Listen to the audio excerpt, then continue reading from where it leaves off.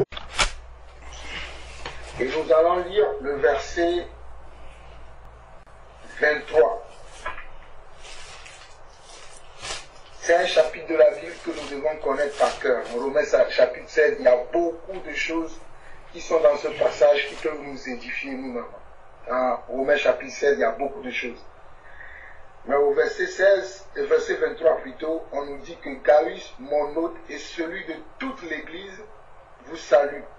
Erasme, le trésorier de la ville, vous salue, ainsi que le frère Quartus. Pourquoi j'ai pris ce verset? Parce que je présentais la famille de la sœur Morane.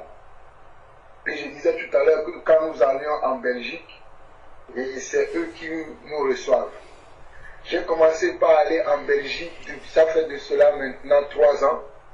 Et la première personne qui a été la porte ouverte pour moi en Belgique, je crois probablement que c'est là où j'ai fait la plupart de mes réunions. Mais dans mon cœur, je sens beaucoup plus la maison de la sœur Morane parce que c'est la maison pour moi qui est digne de recevoir les saints dans le comportement, le caractère et tout. C'est pour ça que j'ai eu un amour particulier pour cette famille. Parce que c'est très important lorsque on voit les gens nous accueillir de la bonne manière, nous accueillir comme si nous étions des anges et qui se soumettent à la parole de Dieu sans encourage par rapport à l'œuvre de Dieu. Donc mes frères le verront eux-mêmes lorsque nous arriverons là-bas à partir du 23, je crois, 23 août. Et mes frères le verront comment la famille là, et ils nous accueillent. Et j'aimerais juste continuer un peu, c'est dommage que le frère Thierry lui-même n'est pas là, mais nous avons écouté la sœur Morane nous parler déjà de leur témoignage, de comment lui voit la famille et le couple. Et je bénis le Seigneur pour la simplicité de la sœur Morane, et je bénis même le Seigneur pour la simplicité du frère Thierry. Si lui-même il serait là, vous allez voir que tout ce que je vais dire, lui-même il va le répéter parce qu'il n'a pas du mal à étaler sa vie. C'est quelqu'un que je crois fermement qu'il a aussi l'appel de Dieu sur sa vie. Mais selon les Écritures, il ne marche pas correctement encore dans les Écritures. Et je sais que cela décourage beaucoup son épouse qui nous a donné son témoignage et qui cherche vraiment à ce que sa famille soit entièrement dans le Seigneur. Si je partage cela avec vous, l'Église, c'est que nous puissions porter cette famille dans nos prières, parce que c'est ce que je fais. Donc je partage cela avec vous, afin que cela soit possible dans vos sujets de prière, pour que le Seigneur puisse restaurer cette famille complètement. Le Seigneur puisse restaurer. Et le frère Thierry souffre aussi de paralysie. Je ne sais pas si vous l'avez remarqué lorsqu'on voyait la vidéo. Et il a eu un AVC, il était même dans le coma grâce à la prière de notre sœur et à la miséricorde et la grâce de Dieu. Il est sorti du coma, il est sorti, il marche, tout va bien, mais il a quand même des séquelles qui restent. Et j'ai appris notamment qu'il était au Congo, il y a de cela 1 mois qu'il est rentré, et il a fait 4 mois là-bas. Ce qui n'était pas normal parce que c'était pas ce qui était convenu dans leur couple, mais il est parti, il a fait 4 mois et il m'a envoyé des vidéos, il m'a envoyé des vidéos de ce qu'il a fait là-bas. Même je n'ai même pas dit ça à la sœur Morane, mais il m'a envoyé des vidéos que j'ai vu ce qu'il a fait là-bas. Mais pour moi, il a encore des choses à régler avant de commencer à faire les choses de Dieu. Parce que les choses de Dieu doivent se faire dans la sagesse. Donc priez beaucoup pour cette famille. C'était juste pour ça que je vous partage ce sujet-là. Et que le Seigneur nous bénisse tous. Amen. Amen. Merci beaucoup, mon frère. Amen. Amen.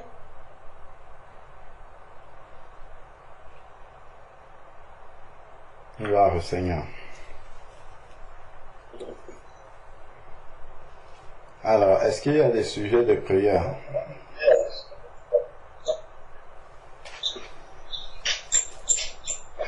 Moi, j'ai un témoignage. Gloire au Seigneur, t'écoutes ça, Morane. Amen. Je bénis le Seigneur pour ça. En fait, c'était le mardi. J'étais partie travailler. J'ai travaillé le matin. En plus, je devais travailler aussi l'après-midi. Alors, comme j'ai fait aide ménagère, alors arrivé à la deuxième maison, la dame est déjà... Allô, c'est Moran. Bonjour. Oui. Est-ce que tout le monde a fermé son micro parce qu'il y a beaucoup d'écho? Et Sœur Moran, je ne sais pas si tu es à côté de ton micro lorsque tu parles. Donc j'aimerais que ceux qui n'interviennent pas ferment leur micro et que toi, Sœur Moran, lorsque tu parles, sois un peu plus proche de ton micro parce que là, il y a vraiment beaucoup d'écho et on t'entend très mal. Merci.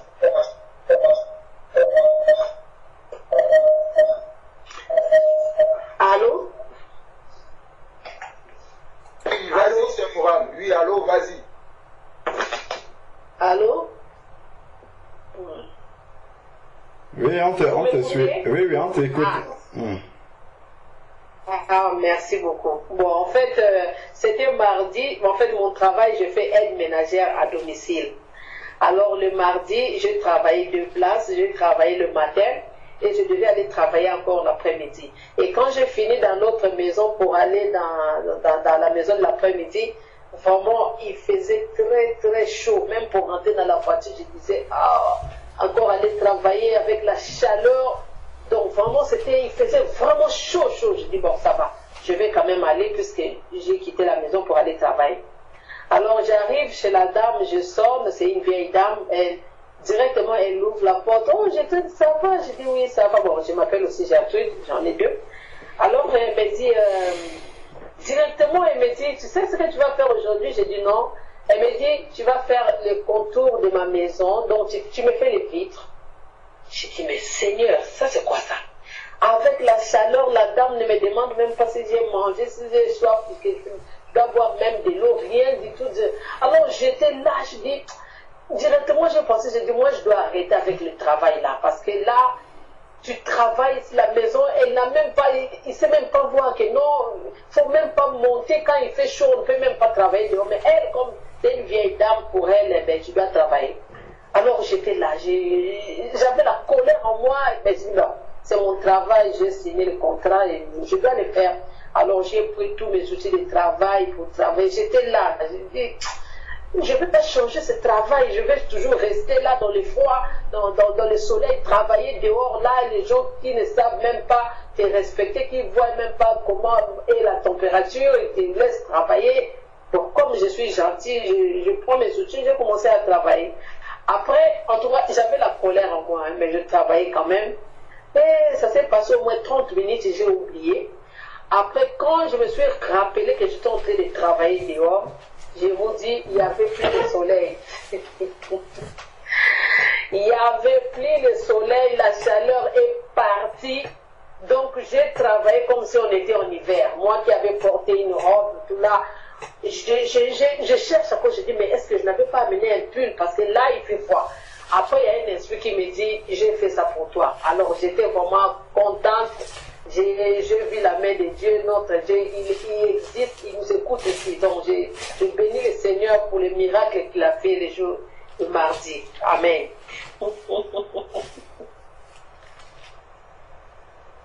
Amen. Gloire à Dieu. Amen. Amen.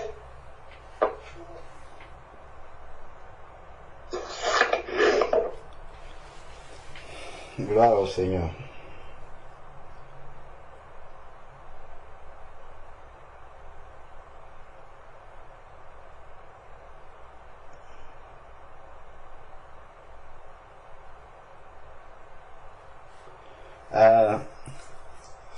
Sœur Morane. Oui. D'accord. On va lire un passage dans la parole de Dieu pour avoir la volonté de Dieu parfaite, Amen. ce qui réjouit le cœur de Dieu.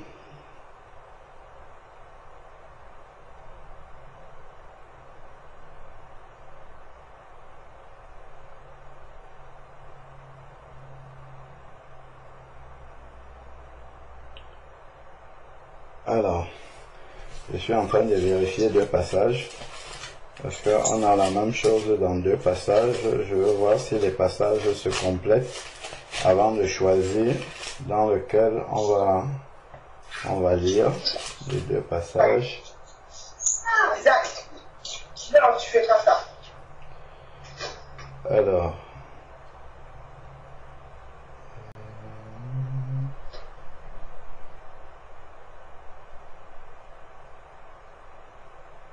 bon,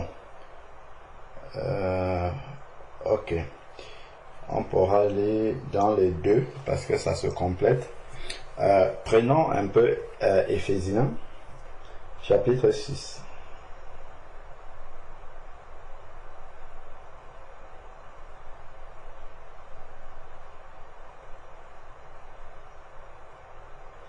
Éphésiens chapitre 6.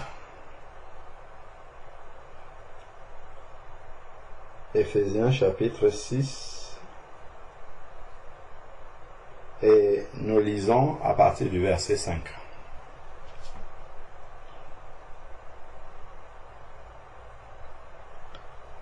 Alors, donc, Sœur Morane, est-ce que tu crois que c'est Dieu qui donne le travail? Oui. Amen. Bon, donc comme c'est Dieu qui donne le travail, il donne aussi la manière dont nous devons prendre ce travail-là. Donc, il est écrit dans Éphésiens chapitre 6 à partir du verset 5, « Serviteurs, obéissez à vos maîtres selon la chair. » Donc, si on veut revenir dans le contexte actuel, avec les mots actuels, parce que ici c'est écrit un peu avec les mots du contexte dans lequel ces paroles, les personnes auxquelles ces paroles étaient directement adressées comprenaient ça. Donc nous on peut le comprendre aussi avec les mots les plus couramment utilisés dans notre contexte. On va dire employés, obéissez à vos maîtres selon la chair. Ou bien employés, obéissez à vos patrons, tout simplement, avec crainte et tremblement. Ensuite, dans la simplicité de votre cœur, comme au Christ. C'est pour ça que je demandais si c'est Dieu qui donne le travail. Donc, comme c'est Dieu qui nous donne le travail, en réalité, c'est Dieu qui est notre employeur. Donc, Dieu est notre employeur et donc nous travaillons en réalité pour Dieu et non pour les hommes. Donc, ensuite, qu'est-ce qu'il va dire? Il demande d'obéir à nos maîtres selon la chair. Parce que ces maîtres-là, même s'ils ne sont pas conformes à la volonté de Dieu, ils sont, puisque nous disons que toute autorité vient de Dieu, ils sont un peu comme...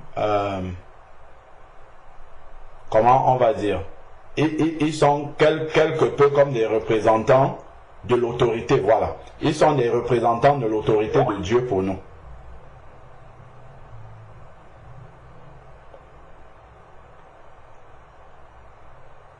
Pour ceux qui sont sur le téléphone, c'est mieux de... Enfin, c'est plus judicieux, lorsque vous commencez les réunions Skype, de brancher d'abord le téléphone, la batterie à 100%, et quand vous commencez la réunion, vous branchez sur le secteur. Ça ne va pas se décharger. À la fin de la réunion, vous serez peut-être encore à 80%. C'est ce qu'il faut faire. Bon. Donc, alors, il est dit ici, donc, avec simplicité de cœur, verset 6, et cela non seulement sous leurs yeux, comme pour plaire aux hommes, mais comme des serviteurs de Christ, qui font de toute leur âme la volonté de Dieu. Donc, en fait, au travail, nous sommes les serviteurs de Christ. Si je ne rechigne pas ce que Christ me demande de faire, je ne dois pas rechigner ce que mon employeur me demande de faire. Même si, en un instant, je réalise que c'est un peu trop me demander, je vais dire, bon, je m'assois, ou bien je me mets à part, je prie, je dis bon ben Seigneur, bon voilà ce qu'on m'a demandé de faire, les conditions sont difficiles, donne-moi la force de le faire, parce que je ne suis pas ici pour plaire à mon employeur qui est devant toi, qui est devant moi là, mais je suis ici comme étant ton serviteur. Donne-moi la sagesse, donne-moi la force, donne-moi ce qu'il me faut pour accomplir ce travail-ci, non pas en murmurant dans mon cœur, mais en l'accomplissant comme pour toi. C'est ça ici là.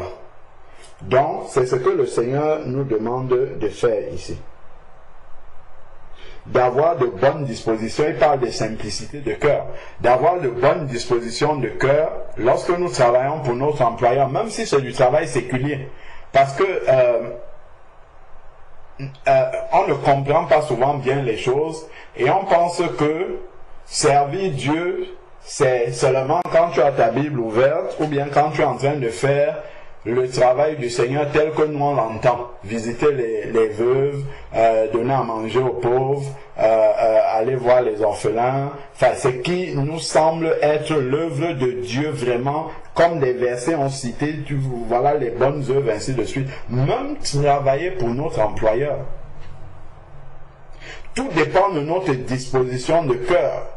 Si nous travaillons pour notre employeur pour recevoir, parce que nous sommes encouragés et motivés par les félicitations de l'employeur, la promotion qui nous attend, l'augmentation de salaire qui nous assiste, c'est ça qui nous motive. Bon, ok, ça là, c'est zéro. Ça n'a pas sa place dans le royaume de Dieu.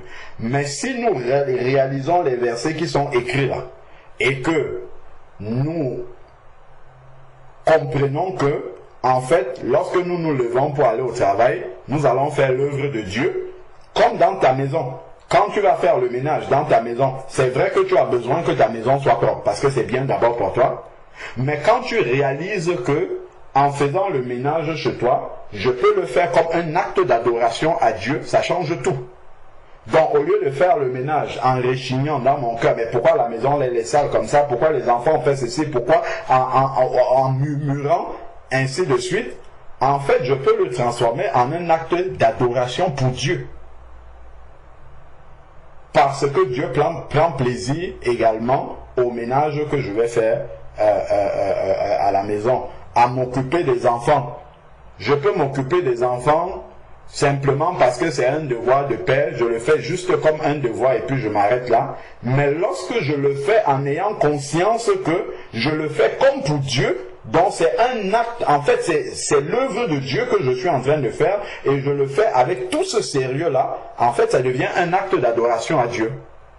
Parce que l'œuvre de Dieu, en fait, c'est dans tout ce que nous faisons. Tant que ce n'est pas le péché et que Dieu, et que c'est quelque chose qui est conforme à la volonté de Dieu, cela peut être transformé en un acte d'adoration pour Dieu. Je suis en train d'aller vider la poubelle chez moi, mais je vais vider la poubelle, non pas en murmurant dans mon cœur comme quoi je suis le dernier de toutes les personnes, la dernière personne sur la terre qui n'a rien d'autre à faire que de vider des ordures. Non, mais en allant faire ça, je le fais comme pour mon Dieu. Seigneur, je sais que si c'est toi qui habitais dans cette maison, si tu aurais aimé que je vide cette poubelle-là, donc je le fais comme pour toi. Et ça devient un acte d'adoration. Si nous commençons à voir le travail de cette façon-là, parce que les autorités qui sont au travail viennent de Dieu, le travail que nous faisons ici, Dieu nous dit clairement qu'il faut obéir à nos employeurs, pas comme aux hommes, mais comme à Dieu. Donc, on le fait comme si on faisait en fait l'œuvre de Dieu que nous faisons là. Concrètement, le travail, c'est la même chose. Sauf que c'est la motivation du cœur, en fait, que Dieu regarde. C'est la motivation que nous avons dans le cœur. Si c'est pour être bien vu par les hommes, pour être apprécié, pour qu'on nous fasse des compliments, que les hommes portent de bons sentiments vis-à-vis de nous, c'est que c'est ça qui est notre récompense. Mais par contre, si on le fait en étant conscient que bon, là où je suis au travail, je suis un ambassadeur pour Dieu, je suis un représentant du Seigneur, je suis la lumière, donc il faut que, en tant que lumière, en tant que enfant de Dieu, que je puisse représenter le Seigneur là où je suis, ça change toutes les motivations que je peux avoir. Donc ici, il est dit cela non seulement sous leurs yeux, comme pour plaire aux hommes, mais comme des serviteurs de Christ qui font de toute leur âme la volonté de Dieu. Donc en travaillant, en fait, dans le travail où tu es, en fait tu es en train de faire la volonté de Dieu. En faisant le ménage sur ta patronne là-bas, en fait tu es en train de faire la volonté de Dieu. Tu vois? Donc, ensuite ici, donc, quand tu fais la volonté de Dieu, tu ne te plains pas. Parce que Dieu, ayant cette autorité qui est ta patronne là, vient de Dieu. Donc, Dieu utilise toutes les formes d'autorité qu'il a établies pour nous apprendre l'obéissance. Donc, parfois, un patron va être gentil, il va nous faire des choses qui ne nous dérangent pas beaucoup, comme Dieu peut avoir des commandements qui ne nous dérangent pas parfois, mais parfois nous avons des commandements qui nous dérangent beaucoup. Des commandements qui vont complètement à l'encontre de ce que nous on aurait aimé faire, de ce qu'on aurait aimé que les choses soient différentes. Moi, dans telle situation, j'aurais plutôt aimé prendre telle décision, mais la parole de Dieu dit que tu dois faire autre chose. Et bien, c'est ce autre chose-là que tu dois faire, même si ce n'est pas ce que tu veux. Et tu le fais sans te plaindre, parce que Dieu l'a demandé. Ben, de la même façon, Dieu utilise toutes les autorités humaines, que ce soit l'État, que ce soit le père, même le père et la mère sont des autorités pour les enfants. Donc le père et la mère vont souvent décider des choses qui ne plaisent pas aux enfants. Mais les enfants doivent obéir parce que c'est le père et la mère qui l'ont dit, même si ça ne leur plaît pas. Et c'est une éducation à l'obéissance à Dieu que Dieu donne au travers de toutes les autorités là. Nous devons obéir à l'État, au gouvernement. Ce n'est pas tout ce que l'État nous demande, tout ce à quoi il nous demande d'obéir qui est bon. Je ne dis pas les choses qui sont contraires et qui sont péchées. C'est pas de ça que je parle. Les choses qui ne sont pas en contradiction avec la parole de Dieu. Il y a beaucoup de choses que l'État nous demande qui ne nous plaisent pas, pour lesquelles on aurait aimé faire autrement. Mais pourquoi on va le faire? On va le faire parce que Dieu nous demande d'obéir aux autorités. Donc on va le faire quand même. Et on va le faire comme pour Dieu. Et ça nous apprend et ça nous prépare à l'obéissance à Dieu.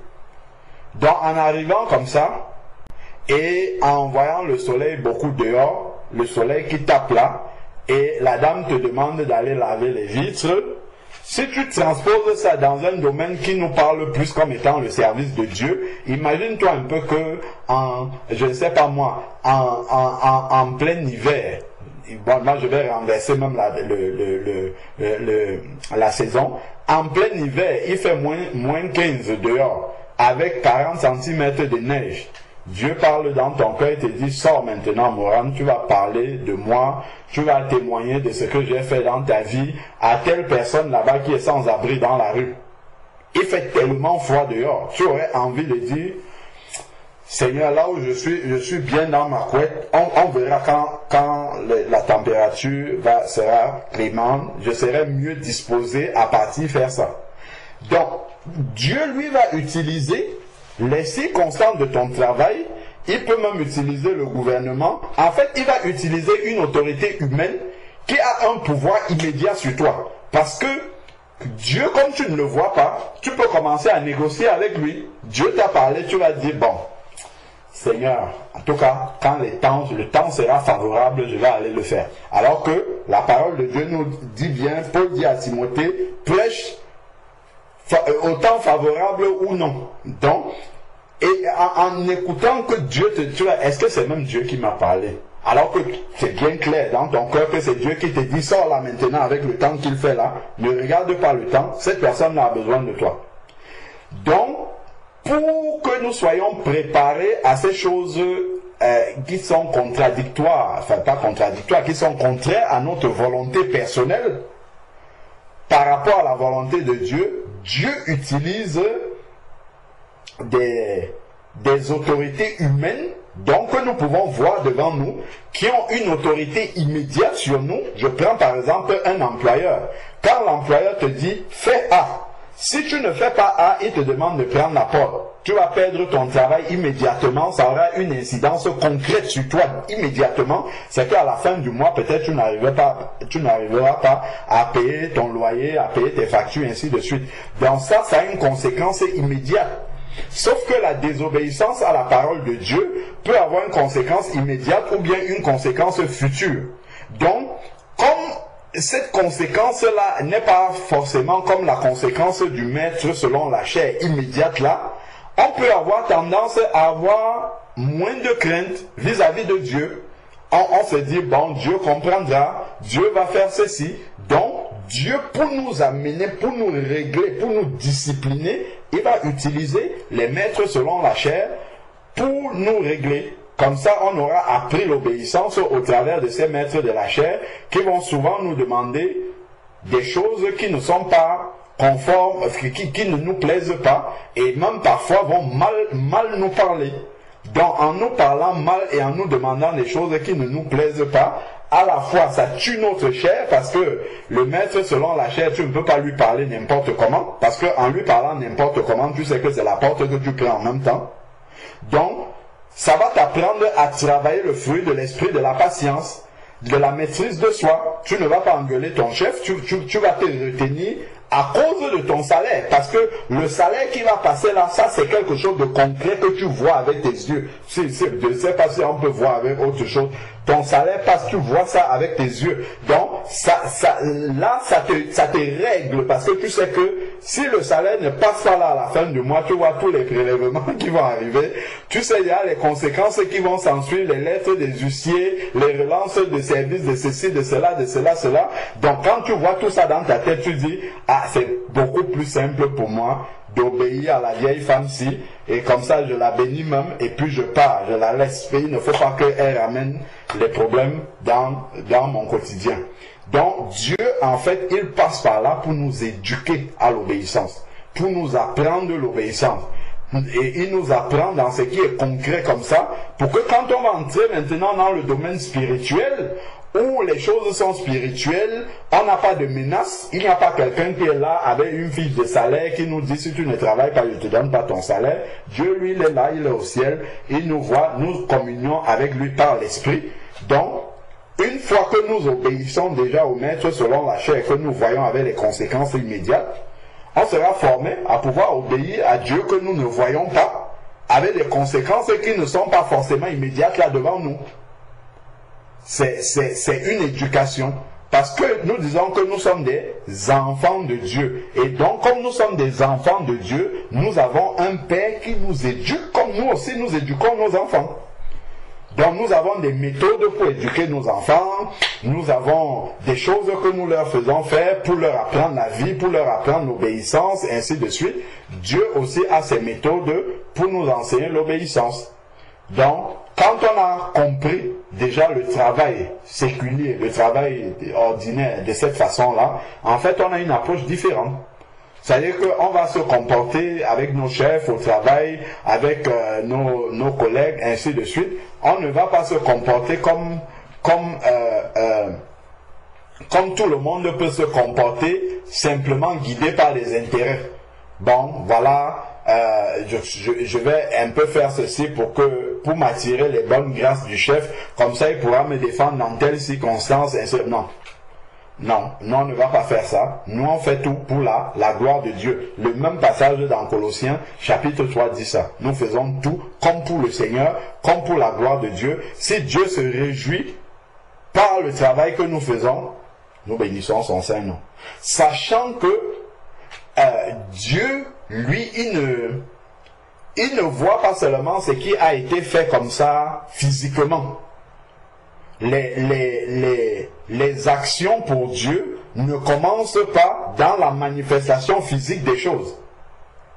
Ça commence par l'intention du cœur. C'est là que Dieu, lui, commence à voir l'action. C'est pour ça qu'il va dire, par exemple, dans Matthieu 5, vous avez entendu dire que tu ne commettras point d'adultère. Mais moi, je vous dis que celui qui regarde la femme de son prochain, en la convoitant, a déjà commis adultère dans son cœur. Donc pour Dieu, en fait, l'adultère ne commence pas quand il y a un acte physique qui est posé, ça commence quand il y a la convoitise dans le cœur déjà. Donc l'action pour Dieu commence dans le cœur. Donc je peux aller au travail, je fais tellement bien mon travail, mais quand Dieu regarde l'intention de mon cœur, les murmures qu'il y a dans mon cœur, ce n'est pas un acte d'adoration pour lui, comme l'adoration concrète avec les chants. Si le cœur n'est pas bien disposé en le faisant, si le cœur est en train de murmurer en faisant ça, c'est quelque chose qui n'est pas à la gloire du Seigneur. Donc, nous voyons un peu que Dieu nous instruit dans tous les domaines. C'est dans notre intérêt, hein. Ce n'est pas pour nous faire du mal que Dieu nous demande ça, c'est pour nous apprendre l'obéissance. Sinon, quand Dieu va simplement nous dire, bon voilà, commandement, il faut faire ceci, il faut faire ceci, il faut faire ceci, ça sera tellement pénible pour nous parce que nous aurions été des enfants gâtés par Dieu. C'est-à-dire que bon, Dieu nous laisse, on n'obéit à personne sur la terre parce que nous sommes fils de Dieu et notre royaume n'est pas de ce monde. Donc, nous survolons tout le monde, toutes les autorités qui sont sur la terre. On ne se soumet à aucune autorité terrestre et nous on dit, bon, nous on obéit seulement à Dieu qu'on ne voit pas. Non, ça ferait de nous des enfants gâtés. Ça ferait de nous, en fait, qu'on va se prendre pour des personnes qui sont tellement au-dessus des autres. On ne va pas respecter, je ne sais pas, l'État, ainsi de suite. Soit disant que nous appartenons à Dieu. Quand nous regardons Jésus-Christ, il ne s'est jamais révolté contre Pilate. Il ne s'est jamais révolté contre, je ne sais pas, le roi des Juifs, Hérode. Non, jamais, jamais. Donc, nous voyons que le Seigneur nous donne des instructions dessus pour notre bien. Dans verset 7, nous sommes dans Éphésiens chapitre 6. Servez-les de bon gré. Donc, ici, on parlait de la motivation de cœur. Ici, là, c'est écrit, servez-les de bon gré, comme si vous serviez le Seigneur et non les hommes. Comme si nous servons le Seigneur et non les hommes. Donc, je ne dois pas arriver au travail, comme on ne prononce pas le nom de Jésus là-bas, je bâcle le travail qu'on me demande de faire, soit disant que c'est le travail du monde, et puis je dis je vais m'appliquer pour faire le travail de Dieu. Dieu me dit que ce n'est pas comme ça que je dois faire. Je dois faire le travail du monde avec sérieux, sachant que ce travail-là, je ne travaille pas avec les motivations du monde, pour faire une carrière, pour qu'on me nomme chef ou tout ça. Non, je fais ça parce que le Seigneur me dit ici là que je fais ça comme pour lui. C'est ça, c'est ma seule motivation. C'est parce que je sais que le Seigneur est en train de me tester sur ces choses-là pour me donner peut-être quelque chose de plus important, non pas dans le monde, mais dans le Seigneur. Parce que au travers de ce que je fais, dans mon travail séculier, dans le monde, je manifeste les qualités que j'ai, les qualités, l'intégrité morale, l'intégrité, c'est ça que je manifeste déjà dans ce travail-là. Donc, et ça permet à Dieu de voir s'il peut me confier des choses, d'autres choses dans le Seigneur. Donc, servez-les de bon gré, comme si vous serviez le Seigneur et non les hommes. Donc, on ne cherche pas les appréciations des hommes. Ensuite, maintenant, verset 8, il dit, sachant que chacun, esclave ou libre, recueillera du Seigneur selon le bien qu'il aura fait. Est-ce que tu vois ce qui est écrit ici? En faisant bien ton travail du monde, nous on appelle ça du monde comme ça, il est écrit ici que Dieu te donne une récompense.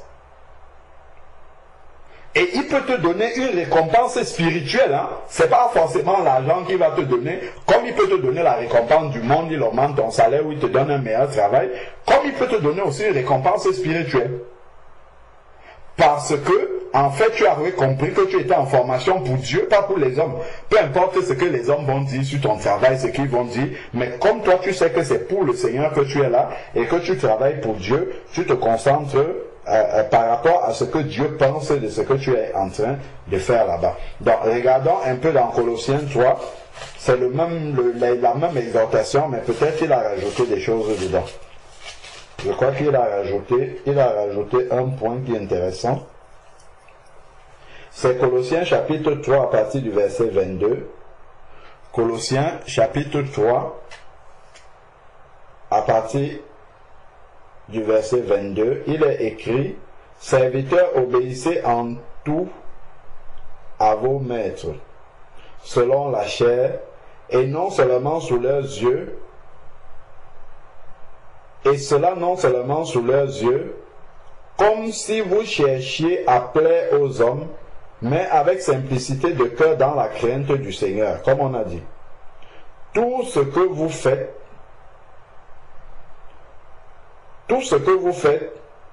faites-le de toute votre âme, comme pour le Seigneur et non pour les hommes, sachant, il redit encore ici, sachant que vous recevez du Seigneur l'héritage en récompense. Servez Christ. Pourtant, là, il parle du travail du monde. Et il dit, vous recevrez un héritage en récompense. Servez le Seigneur, car celui qui agit injustement récoltera selon son injustice, et il n'y a pas de considération de personne. Je crois que dans l'épître de Pierre, il y a quelque chose que Pierre ajoute là-dedans, que j'aimerais qu'on retrouve, parce que Pierre a exhorté aussi là-dessus. Si je ne me trompe pas, j'aimerais retrouver le passage qui parle de ça dans Pierre. C'est 1 Pierre chapitre 2. Merci beaucoup, frère. 1 Pierre chapitre 2. Alors, 1 Pierre chapitre 2, nous y sommes. Alors, 1 Pierre chapitre 2, je crois que c'est à partir du verset 13. Alors,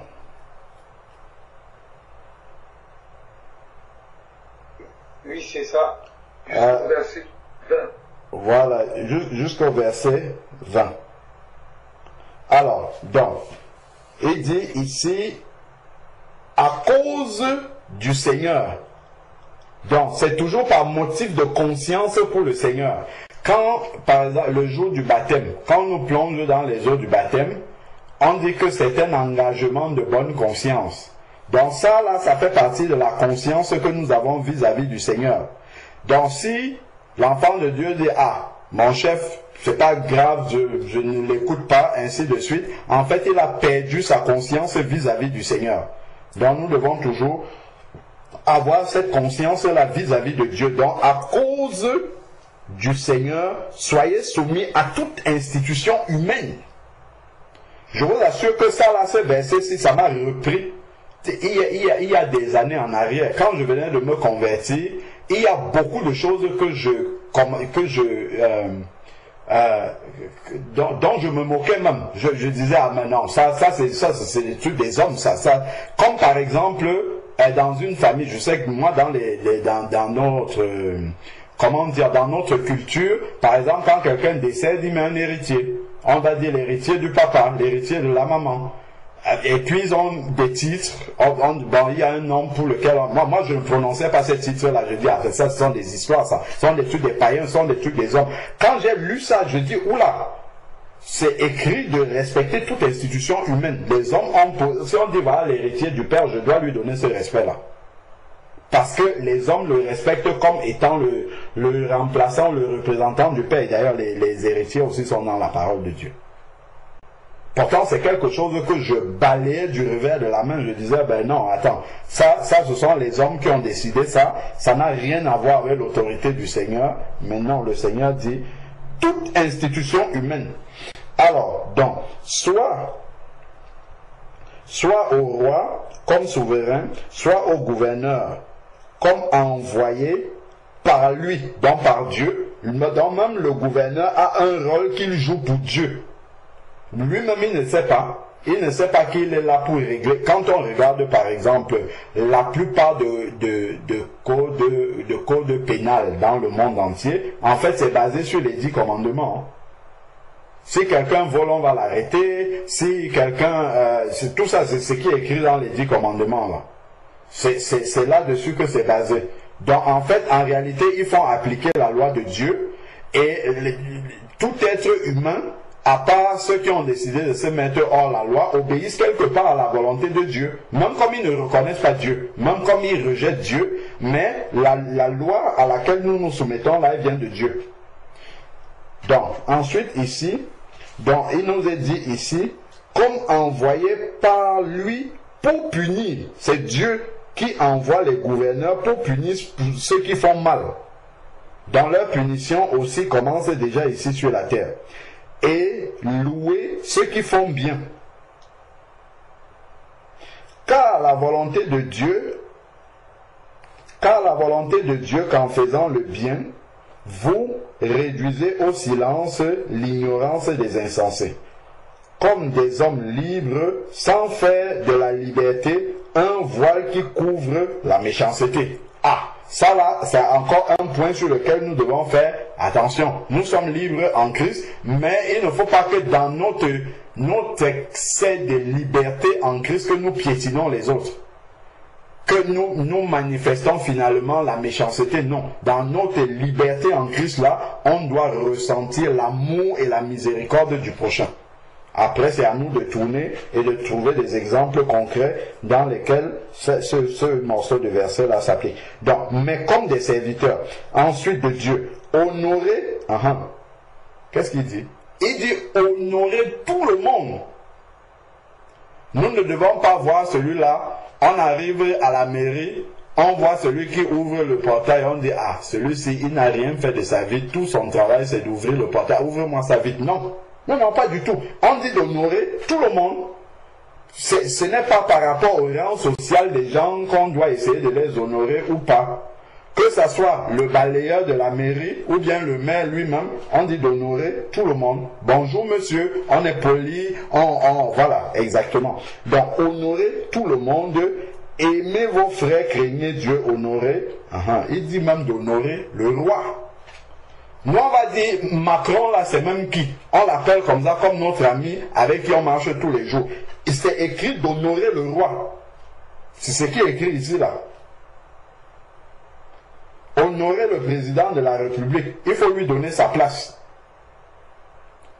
Bien évidemment, dans tout ça, on comprend toujours derrière que c'est dans le sens de la bonne conscience par rapport à Dieu. Ce n'est pas pour que le président de la République nous fasse des faveurs ou bien parce qu'on attend quelque chose de lui. Non, c'est parce que c'est agréable aux yeux de Dieu, parce que c'est une autorité établie par Dieu. C'est dans ce sens-là.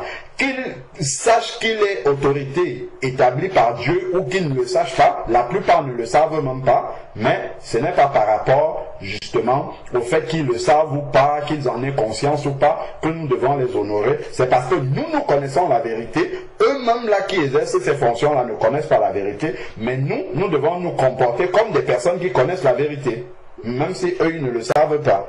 Donc ensuite maintenant, verset 18, serviteurs. C'est la partie qui nous concerne directement. Soyez en toute crainte soumis à vos maîtres, à nos patrons. Voilà maintenant ce qui concerne la sœur Morane, ton témoignage de tout à l'heure. Non seulement ceux qui sont bons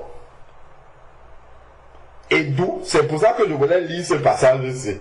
Non seulement ceux qui sont bons et doux, c'est celui qui devait t'accueillir. Ah, vraiment, madame, vous êtes arrivée, vous avez soif. Vous avez besoin de quelque chose, vous voulez vous laver le visage, ainsi de suite. Bon, comme il fait chaud aujourd'hui, entrez, tu disais quoi tout à l'heure, allez peut-être nettoyer en haut, mettez-vous au frais, ainsi de suite. Ça, c'est celui qui est doux. Mais tous ne sont pas comme ça. Et le Seigneur, il prend les deux catégories. Il dit ici, non seulement ceux qui sont bons et doux. Donc, s'ils sont gentils comme ça, il faut appliquer ce qui suit. Non seulement ceux qui sont bons et doux, mais ceux qui sont difficiles, comme la grand-mère là. Même ceux qui sont difficiles ici là. Serviteurs, soyez en toute crainte soumis à vos maîtres. Donc, se soumettre à sa grand-mère là. Se soumettre à cette grand-mère-là avec joie. Ce n'est pas juste se soumettre parce qu'elle est ta chef et qu'elle peut te faire perdre ton travail. C'est se soumettre parce qu'elle est une autorité établie par Dieu sur toi. C'est dans ce sens-là que tu te soumets à cette maman-là. Je ne sais pas si tu vois. Donc c'est une soumission de cœur.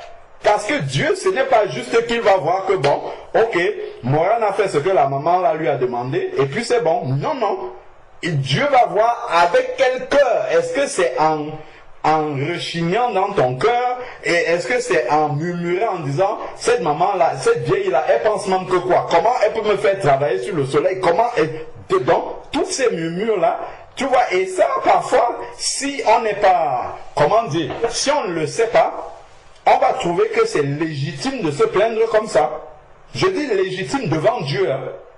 C'est-à-dire, c'est légitime devant Dieu.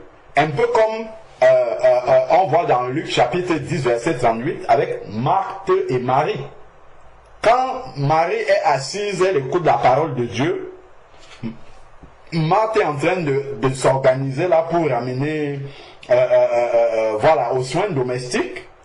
Et elle trouve que Marie ne vient pas lui donner de l'aide et qu'elle est dans son droit de demander à Marie de venir l'aider.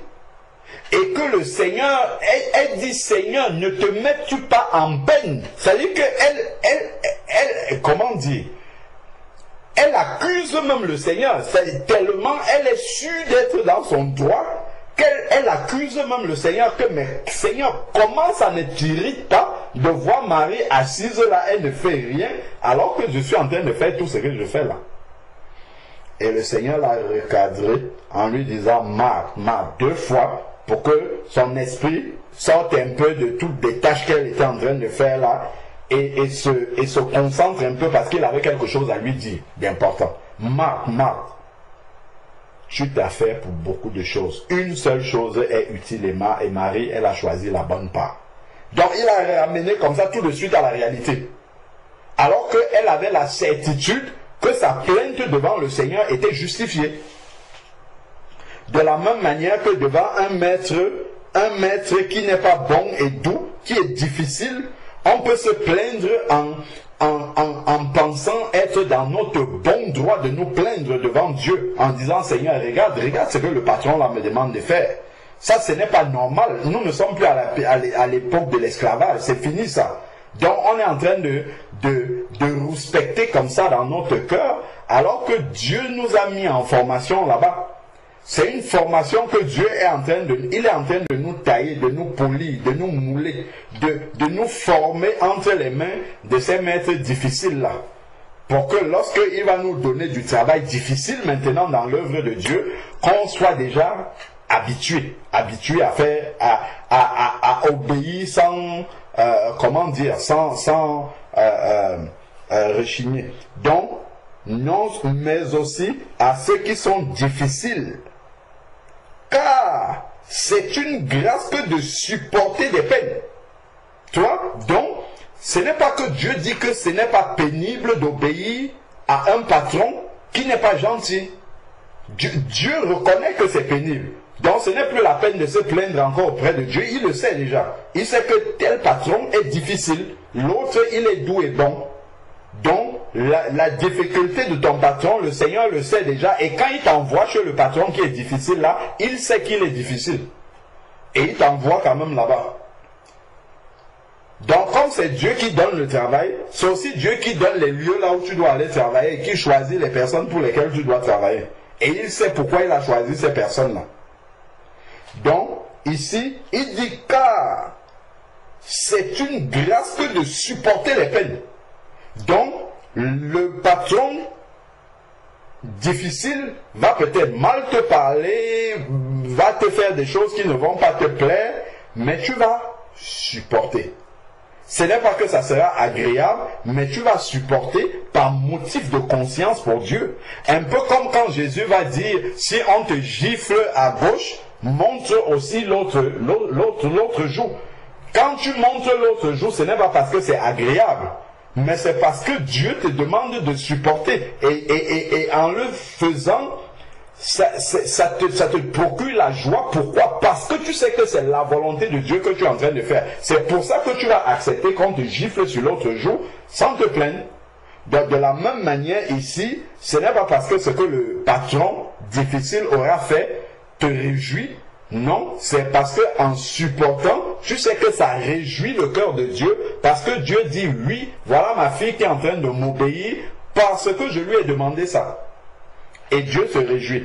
Donc, car c'est une grâce, il dit c'est une grâce de supporter ces peines-là.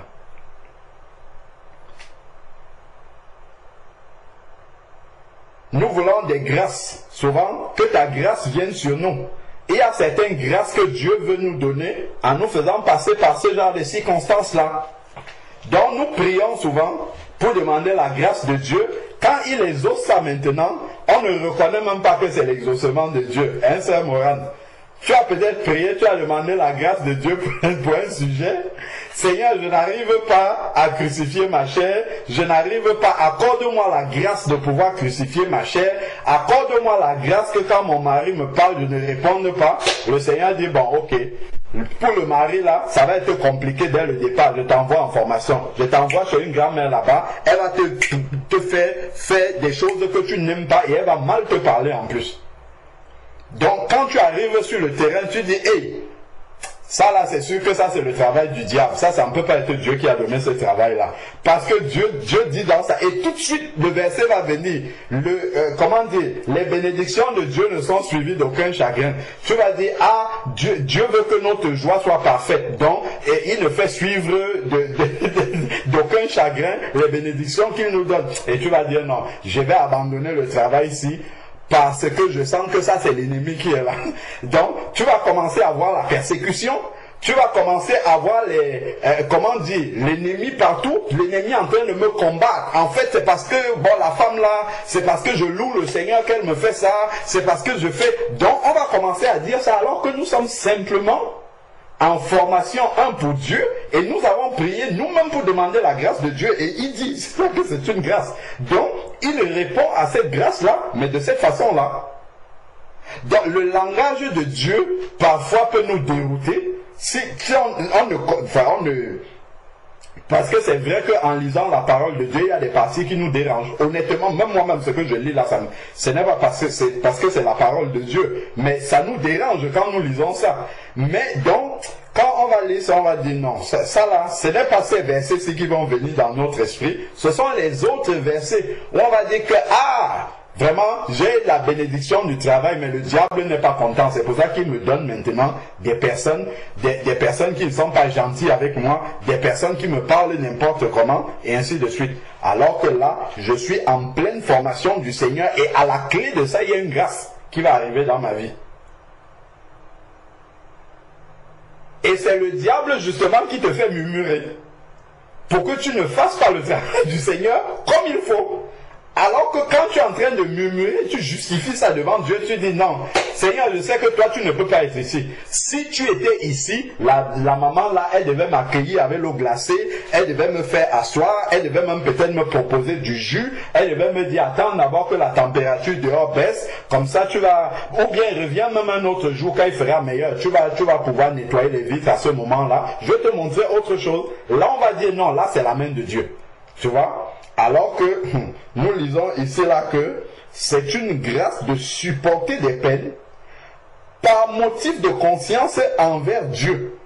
Quand on souffre injustement, tu vois ici, ça dit que Dieu reconnaît que le maître difficile te fait subir des injustices. Parce que Dieu ne prend pas plaisir à l'injustice. Quand on te fait travailler sous le soleil comme ça, il ne faut pas mal comprendre en se disant que non, bah Dieu est content. Non, Dieu n'est pas content. On te fait subir l'injustice, il est conscient que c'est une injustice, mais il va te laisser subir cette injustice-là parce qu'il veut t'enseigner quelque chose, parce qu'il veut que tu prennes une certaine forme, comme nous disons souvent que nous sommes l'argile entre les mains du potier, donc nous voyons comment, quand le potier utilise sa machine ou bien sa main, quand il est en train de tourner ça dans un certain sens, donc il y a une forme qu'il veut te donner à un moment donné, et la forme là, ça passe par un maître difficile. Donc il va t'envoyer sur ce maître difficile là, et c'est le maître difficile, bien que tu sois injustement traité et que Dieu n'aime pas l'injustice, il va le laisser quand même, parce que ça participe à te donner cette forme là, et à la sortie de cette forme là, il y a une grâce qui va arriver. Je ne sais pas si tu vois. Et ça nous permet en fait d'avoir une meilleure lecture de ce que nous vivons, des circonstances que nous vivons, parce que Dieu nous a laissés dans ce monde pour nous former. Et ce n'est pas seulement parce que nous on peut penser que C'est uniquement quand je suis assis là, à la communion fraternelle, en train d'écouter un message, une prédication qu'un frère est en train d'apporter, c'est là que Dieu est en train de me former. Pas seulement. Il me forme là en me donnant la théorie comme on est en train de lire là, et il continue à me former dans la pratique. Donc il va amener des circonstances où il va falloir mettre ces versets là en pratique. Là où il va falloir les vivre maintenant, c'est là où je vais voir vraiment si mon engagement de bonne conscience que j'ai pris le jour du baptême, si j'y tiens quand même, ou si je dis bon, Seigneur c'est un peu difficile, donc c'est ça. Donc il dit, quelle gloire en effet, wow, il passe de la grâce à la gloire, hein. Quand on obéit à un maître qui nous traite injustement, il y a une gloire derrière ça. C'est fort quand même, hein. On pourrait même faire les prières pour que Dieu nous envoie chez des maîtres difficiles. Plutôt que d'être, quelqu'un va dire, ah, moi je suis béni dans mon travail, on ne me persécute pas, je suis tranquille, on me parle bien. Ok, ben gloire à Dieu, ben sauf que tu n'as pas la grâce et la gloire de celui qui est persécuté et de celui qui supporte des injustices. Par motif de conscience pour le Seigneur, vous n'aurez pas la même gloire, vous n'aurez pas la même grâce du tout, du tout. Donc parfois, celui qui subit ça, il est tellement malheureux dans la communion fraternelle, frère. On demande, ma soeur, comment ça va? Non, vraiment, ça ne va pas. Au travail, c'est chaud, c'est difficile. Vraiment, ils me font faire ceci là-bas. Parce qu'il n'a pas compris. En fait, c'est le diable qui fait ça. Parce que le diable est venu voiler cette partie-là qui nous dit que, attention, c'est difficile, c'est injuste, mais tout ça conduit à une grâce et à une gloire. Une grâce et une gloire. Si j'avais le temps, j'allais donner un peu de mon témoignage. Où j'avais voulu, j'ai subi injustement, comme ça on m'a renvoyé du travail. J'ai été au chômage pendant 1 an et demi. Parce que j'avais voulu obéir et subir injustement comme ça. Mais pendant les 1 an et demi de chômage, là, si je commence à dire tout ce que Dieu a fait, même spirituellement, pendant cette période-là, c'est dans cette période-là que j'ai baptisé mon propre papa. Si je n'étais pas disponible à ce moment-là, je ne l'aurais pas fait. Et probablement, peut-être même, il ne se serait pas baptisé. C'est dans la période où j'étais au chômage là, que Dieu m'a envoyé au Cameroun, là-bas, à 6000 km, pour aller baptiser mon papa, parce qu'il était prêt à ce moment-là. Après plus de 60 ans dans une dénomination, avec tellement de forteresse dans l'esprit. Aujourd'hui, il est complètement délivré de cette dénomination, délivré de tout ce qu'il a reçu pendant près de 60 ans. Si ça, ce n'est pas une grâce de pouvoir prendre son propre, je ne suis pas son premier fils. Il a 5 autres enfants qui sont beaucoup plus grands que moi. Si ce n'est pas une grâce de Dieu de prendre son propre papa et le plonger dans les eaux du baptême. Mais si j'avais dit à la dame qui m'a fait partie de mon travail là, pourquoi tu me parles comme ça? Mais je suis salarié comme toi, tu n'as pas à me parler comme ça. Si j'avais fait valoir mon droit, les hommes auraient reconnu mon droit, on m'aurait mis à ma place, j'aurais eu ma tranquillité, mais j'aurais perdu cette grâce-là. J'aurais perdu cette grâce-là derrière. C'est dans cette période-là que j'ai eu la grâce d'aller accompagner, préparer ma maman à entrer dans l'éternité. C'est dans cette période-là, après avoir subi ces choses-là dans mon travail, et on m'a chassé, on m'a mis au chômage. C'est dans cette période-là que je suis allé passer du temps avec ma maman pour bien affermir sa foi, et après ça, elle est entrée dans l'éternité. Et ça, ce sont des choses, ce sont des grâces en fait qu'on ne peut pas... Enfin, c'est pas comparable à, même si on m'avait donné 1 milliard de salaire, ça ne peut pas remplacer ça. D'avoir la conscience tranquille quand un de tes parents part, sachant que en fait elle est partie avec Jésus-Christ dans sa bouche. Parce qu'elle était dans cette assurance-là et que Dieu t'a utilisé pour participer à cela. Ce sont des grâces et des gloires que nous sommes en train de voir ici, en fait, on ne peut pas quantifier ça humainement. C'est une grâce que j'ai. Ma maman est partie, je n'ai jamais versé une seule larme. Une seule. Pas une seule. Les gens étaient comment tu. Pas une seule larme. Parce que j'avais comment dire, j'étais rempli de la joie du Seigneur parce que je sais dans quelles conditions elle est partie. Parce que Dieu m'avait pris ici pour aller me mettre auprès d'elle, pour rester là pendant, en me donnant, voilà, dans l'avion, il me disait, tu vas lui parler de ça, de ça, de ça, de ça, de ça. Je suis arrivé, je lui ai parlé pendant 3 semaines, il y a des vidéos là sur Internet. Des vidéos que j'ai fait avec maman, c'est même une partie. Il y a toute une autre partie que c'était entre nous deux seulement. Du matin au soir, on partageait la parole de Dieu, on partageait la parole de Dieu. Mais ça, ce ne sont pas des choses que tu peux commencer à calculer, oui, voilà, Dieu va faire. Non, il faut faire juste ta part. Et après, le type de grâce que Dieu va amener dans ta vie, le type de gloire auquel Dieu va te permettre de participer, c'est après seulement que tu vas te rendre compte, ah ben tiens, la parole de Dieu, c'est la vérité.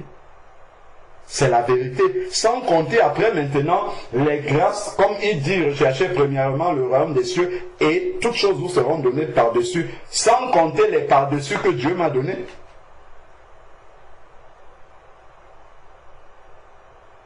Quand Dieu m'a pris du pôle emploi pour me renvoyer dans le travail, en un après-midi, j'ai retrouvé le travail que j'avais cherché pendant 1 an et demi. C'est comme si c'était une formalité.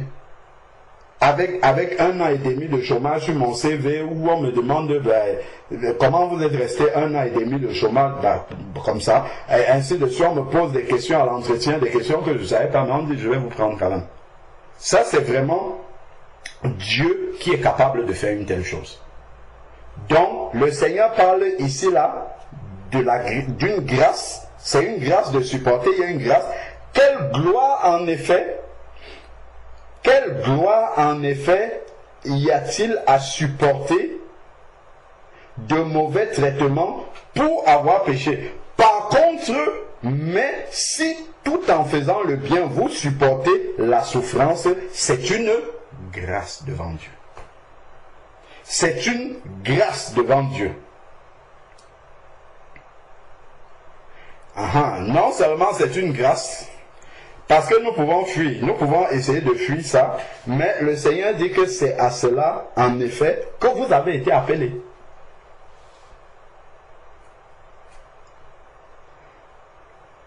Bon, nous on pense que on a été appelés à être la tête, jamais la queue. On a été appelés à avoir un bon travail où on est toujours bien traité, où on est tout le temps, je ne sais pas moi, apprécié de tout le monde, où le Seigneur dit que c'est une... Parce que regardons d'où on est parti, serviteurs, soyez soumis à vos maîtres, et il finit, il dit, c'est à cela que vous avez été appelés, parce que Christ, lui aussi, a souffert pour vous et vous a laissé un exemple afin que vous suiviez ses traces. Et ça, c'est parti d'un exemple par rapport au travail. Ce n'est pas seulement par rapport au travail, bien évidemment. Ça se décline dans d'autres domaines, mais dans le cas de la Bible ici qu'il a cité, c'est le travail qui conduit à ça. Donc le travail est un bon exemple où on peut être amené à souffrir, à supporter l'injustice, à supporter justement d'être traité difficilement par motif de conscience pour le Seigneur.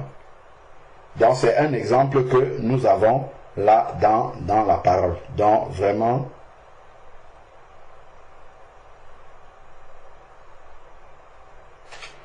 voilà un peu l'exhortation. Au-delà de ce que Dieu t'a délivré, il y avait un autre travail que Dieu voulait faire.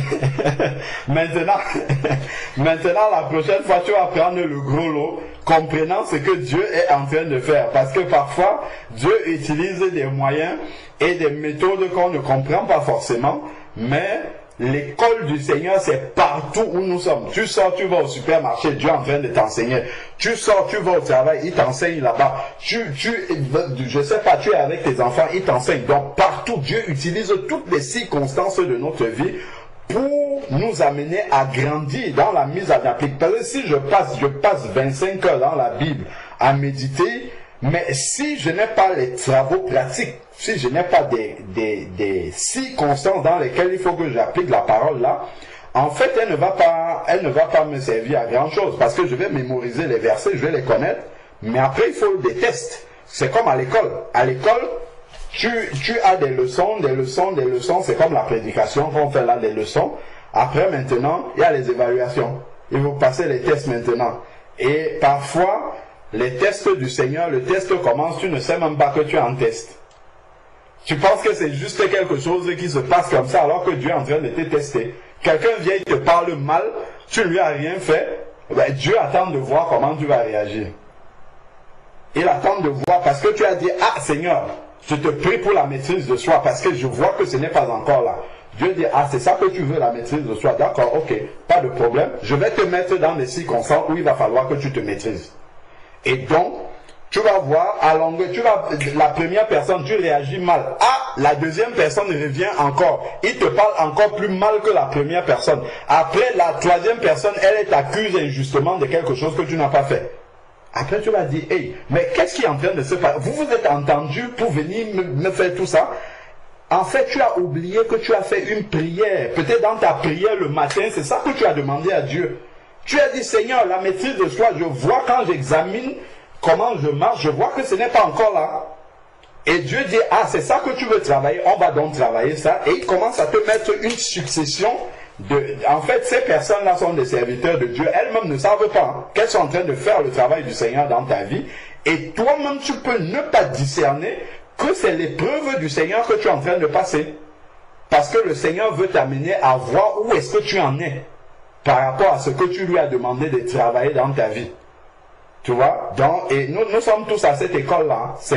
Parfois, nous sommes un peu distraits et on décorrèle, on sépare. Quand on a médité la parole de Dieu, quand on sort, on est à l'extérieur maintenant, c'est comme si on oublie la parole de Dieu. Et on réagit par rapport à ce qui nous vient à l'esprit, de réagir là sur le moment, par rapport aux circonstances de ce qu'on voit. On oublie complètement qu'on a médité la parole, Dieu nous a enseigné des choses, et ensuite on a fait des prières, on a élevé, on a demandé des choses à Dieu de travailler dans nos vies. Ben maintenant, il va falloir que Dieu les travaille vraiment. Et donc, à ce moment-là, ben, les circonstances par lesquelles nous allons passer, c'est le travail que le Seigneur veut faire. Donc, voilà un peu l'exhortation que j'avais à donner par rapport au travail, sachant que au travail, c'est aussi un très bon lieu de formation que Dieu nous donne. Amen. Amen. Amen. Amen.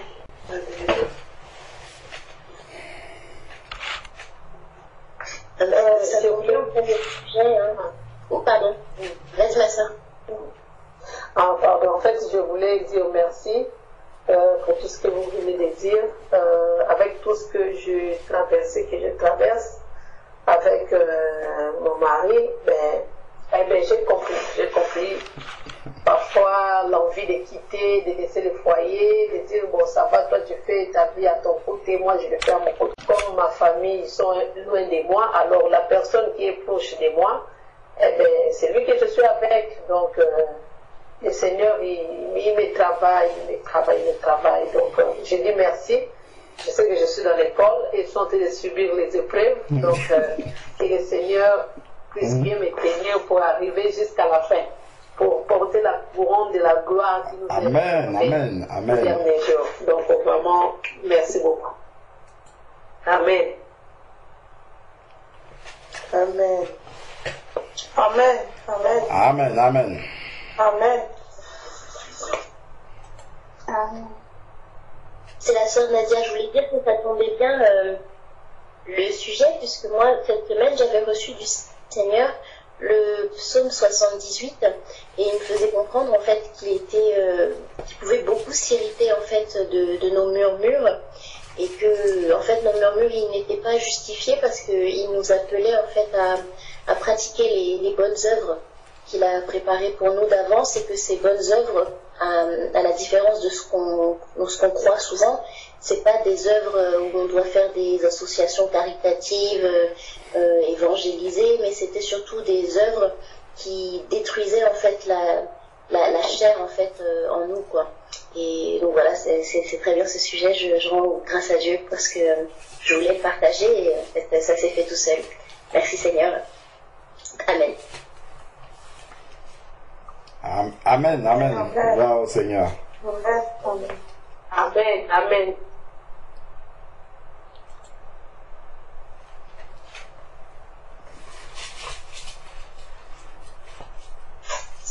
Si je peux ajouter quelques... Allô? Vous me suivez bien? Oui, très bien. 5 sur 5, 5 sur 5. Bon.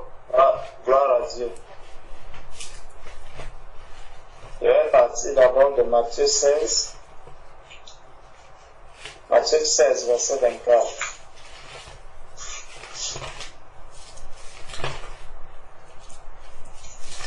Matthieu chapitre 16, verset 24 nous dit, bon, commençons même au verset 22. Pierre, l'ayant pris à part, se mit à le reprendre et dit, à Dieu ne plaise, Seigneur, cela ne t'arrivera pas. Mais Jésus, se retournant, dit à Pierre, arrière de moi, Satan, tu mets en scandale, car tes pensées ne sont pas les pensées de Dieu, mais celles des hommes. Donc on voit ici Jésus qui dit à son disciple qui lui était très proche, à son disciple vraiment à qui il a dit, tu es Pierre, sur cette pierre je bâtirai mon église. Et ici il lui dit, tu mets en scandale parce qu'il lui a dit que tu n'iras pas mourir, donc ta chair ne va pas souffrir. Donc dans ton corps, tu ne connaîtras pas cette souffrance dont tu nous parles en ce moment. Au verset 24, alors Jésus dit à ses disciples, si quelqu'un veut venir après moi, qu'il renonce à lui-même, qu'il se charge de sa croix et qu'il me suive. Donc, renoncer à soi-même, c'est justement renoncer à sa chair, oublier que ma chair peut être aussi honorée par d'autres personnes. Quand je dois honorer l'autre, donc dans la souffrance, ce n'est pas que Dieu nous abandonne, ce n'est pas que Dieu nous oublie. On va le voir avec le peuple d'Israël. Il y a une attitude que le peuple d'Israël a eue avant la traversée de la mer Rouge. Comment Dieu a réagi, et après la traversée de la mer Rouge, comment est-ce que Dieu a réagi avec le peuple d'Israël aussi? Parce que tous ces versets dont qu'on a partagé là tout à l'heure, nous montrent un peu comment Dieu vient parler à l'Église, comment Dieu vient se manifester, comment les instructions qu'il donne à l'Église, comment l'Église doit les suivre. Mais il y a eu un cas pratique un peu avec le peuple d'Israël. Avant, allons dans Exode au chapitre 1.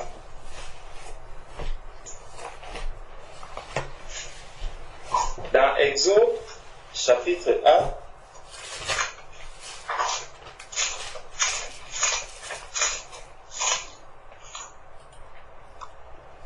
Exode chapitre 1,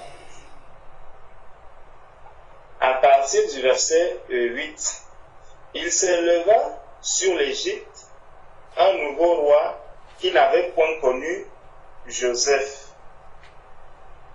Il dit à son peuple, voilà, les enfants d'Israël forment un peuple plus nombreux et plus puissant que nous. Allons, montrons-nous habiles à son égard, empêchons qu'il ne s'accroisse. et que s'il survient une guerre, ils ne se joignent à nos ennemis pour nous combattre et sortir ensuite du pays. Ça, c'est un peu quelqu'un qui estime que, bon, voilà, je vais travailler chez cette personne, et cette personne, elle me prend vraiment pour son esclave. Elle est en train de me maltraiter. Je travaille quelque part, on ne veut même pas que je progresse. On me met les bâtons dans les roues, on m'empêche d'avoir peut-être une promotion, et on me donne seulement les tâches qui sont difficiles.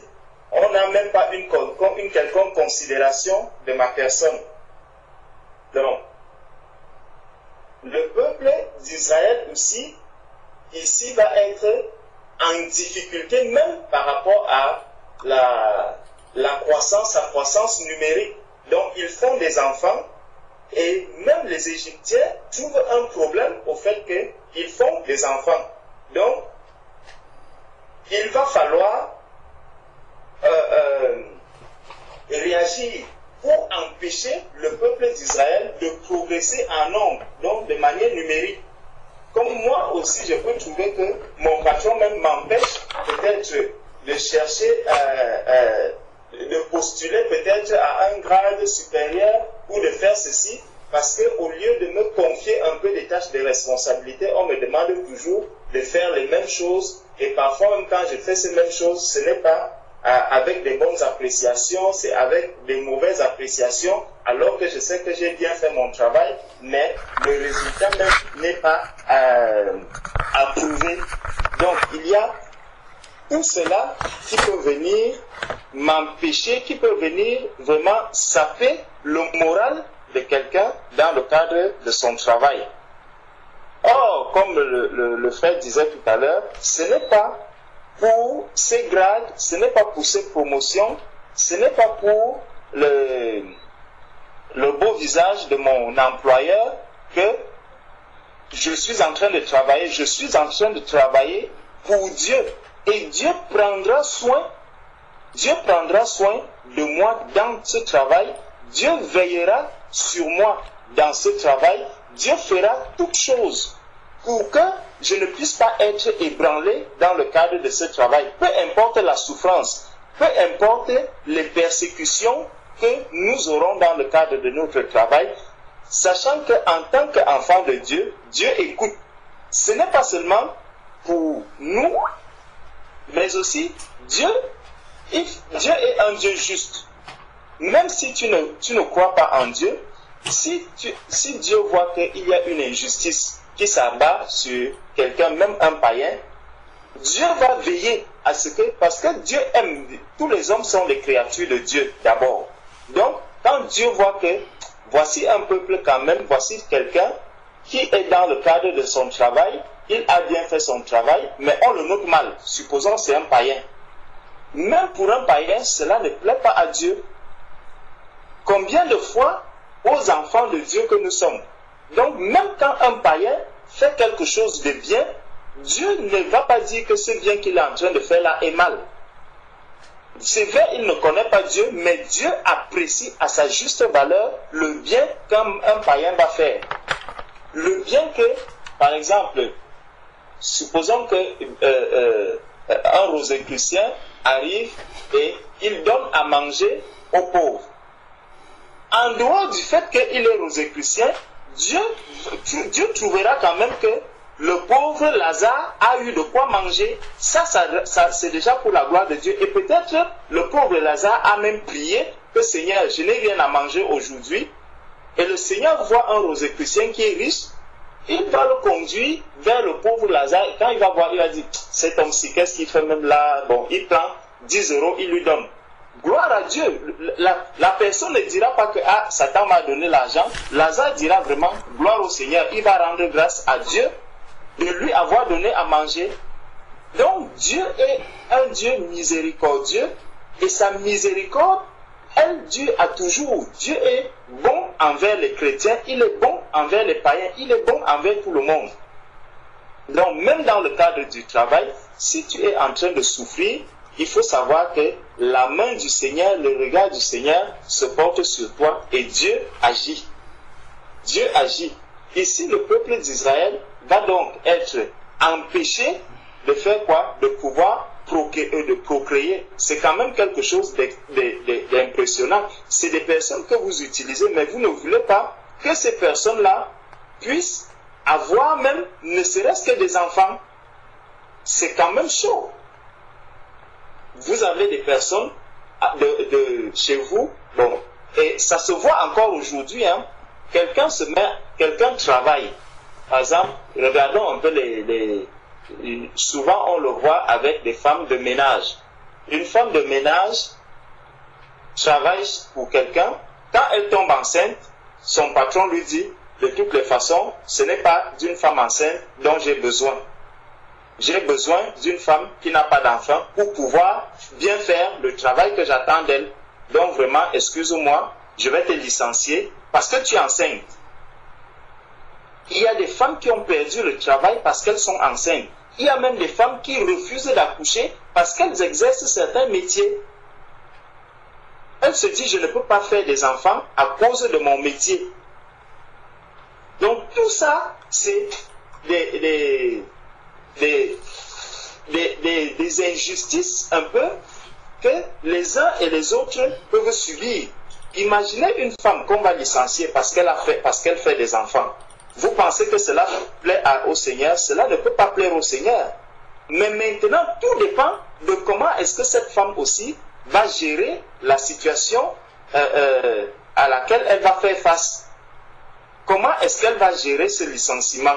Est-ce qu'elle va se dire, bon voilà, cela est arrivé, je rends grâce à Dieu, je vais continuer ma marche, je vais continuer à louer le Seigneur et à adorer le Seigneur? Ou elle va dire, je vais porter plainte à mon employeur parce qu'il m'a licencié à cause de la grossesse. Tu peux porter plainte à cette femme, tu auras gain de cause. Parce que c'est injuste devant les hommes, mais c'est là que tu recevras ta récompense auprès des hommes. Ça ne sera pas auprès du Seigneur. Donc, le peuple d'Israël va subir quelque chose ici. On nous dit au verset 9, il dit à son peuple, voilà les enfants d'Israël qui forment un peuple plus nombreux et plus puissant que nous.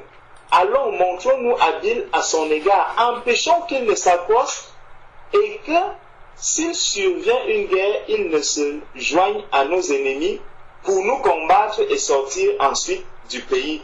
Et l'on établit sur lui des chefs de corvée afin de l'accabler de travaux pénibles. Donc il faut l'accabler de travaux pénibles. C'est ainsi qu'il bâtit les villes de Pithom et de Ramsès pour servir de magasin à Pharaon.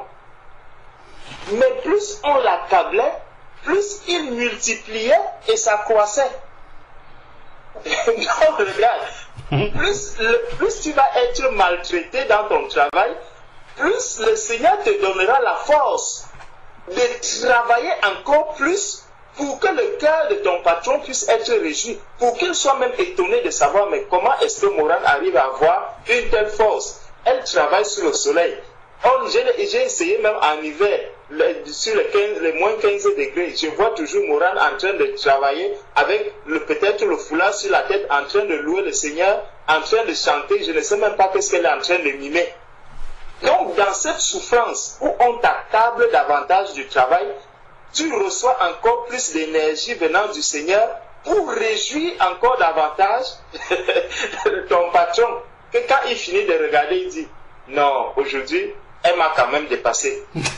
Je lui ai demandé non seulement de faire les vitres, mais après les vitres, je l'ai envoyé même faire le WC. Après le WC, quand elle a vite fini le WC, je lui ai dit, bon maintenant, va me faire les courses. Alors qu'il était en train de pleuvoir. Elle ne s'est pas plaint ou quoi que ce soit. Elle a pris le parapluie, elle a couru même.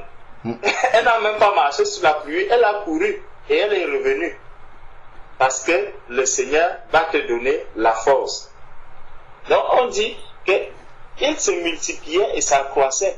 Et l'on prit en aversion les enfants d'Israël. Alors les Égyptiens réduisirent les enfants d'Israël à une dure servitude. Ils leur rendirent la vie amère par des rudes travaux et argile, et en briques et par tous les ouvrages des champs. Et c'était avec cruauté qu'il leur imposait toutes ces charges. Vous voyez, la Bible nous dit que c'est avec cruauté. Donc ce n'est pas de gaieté, ce n'est pas un bon patron. C'est quelqu'un qui est cruel. Si tu as un patron cruel, réjouis-toi parce que le Seigneur reste vraiment spirituel pour que le Seigneur te conduise dans ce travail. Ne démissionnons pas parce que le travail est difficile. Il ne faut pas démissionner. N'abandonne pas le travail parce que c'est difficile. Mais reste au pied du Seigneur. Demande la force au Seigneur. Donc, il dit, verset 15, le roi d'Égypte parla aussi aux sages femmes des Hébreux, nommées l'une Shifra et l'autre Pua.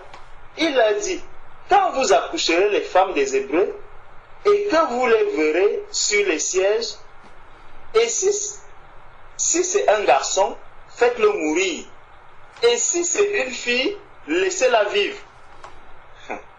Mais les sages femmes craignirent Dieu et ne firent point ce que leur avait dit le roi d'Égypte.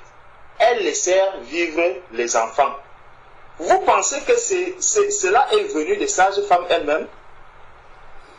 C'est Dieu qui a choisi ces sages femmes, qui les a mis là, pour que les enfants qui vont naître puissent être protégés, qu'ils puissent être gardés. Donc rien ne pourra venir ébranler un enfant de Dieu lorsqu'il est au service du Seigneur, lorsqu'il cherche à faire la volonté de Dieu, peu importe les difficultés auxquelles tu fais face. Verset 18, le roi d'Égypte appela les sages femmes et leur dit, pourquoi avez-vous agi ainsi et avez-vous laissé vivre les enfants? Les sages femmes répondirent à Pharaon, c'est que les femmes des Hébreux ne sont pas comme les Égyptiennes. Et ça c'est vrai, ce n'est pas des femmes comme toutes les autres femmes. Elle dit, elles sont vigoureuses et elles accouchent avant l'arrivée de la sage femme. Waouh! Elles ont quand même eu une idée.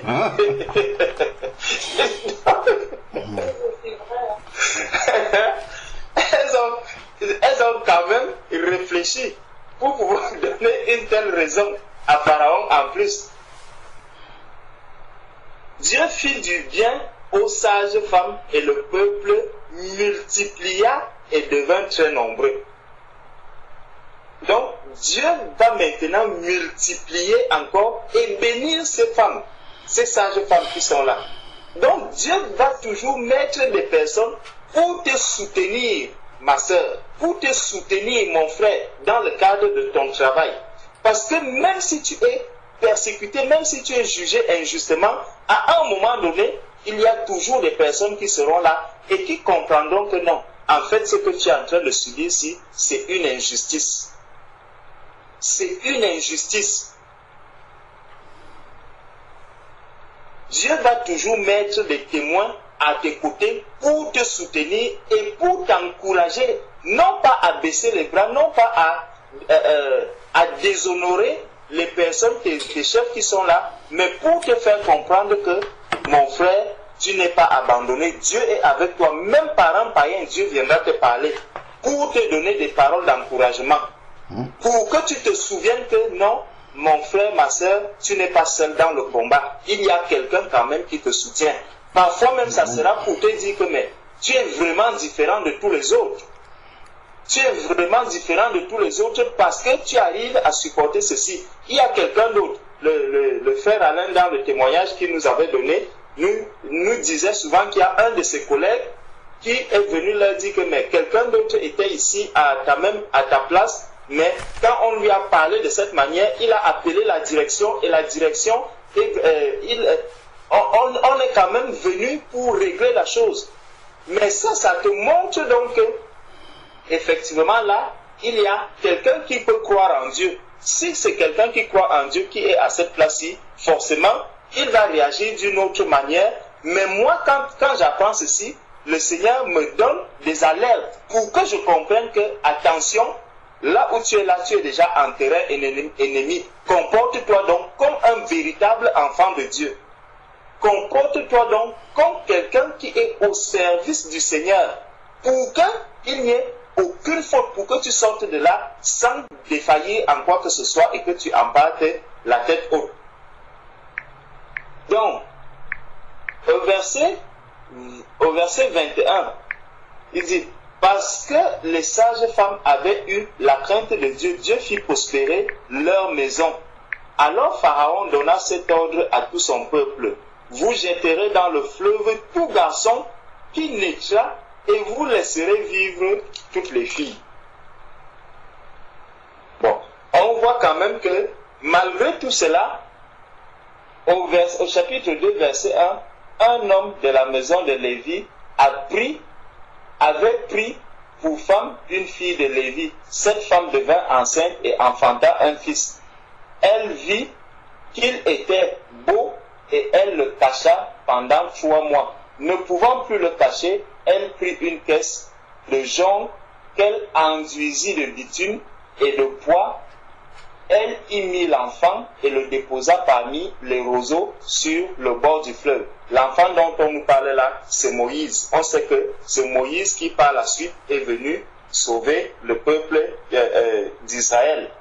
Et donc, Dieu va utiliser maintenant Moïse dans cette situation trouble, dans cette situation dans laquelle le peuple d'Israël est en train de travailler de manière dure, avec des chefs qui sont cruels, de manière rude.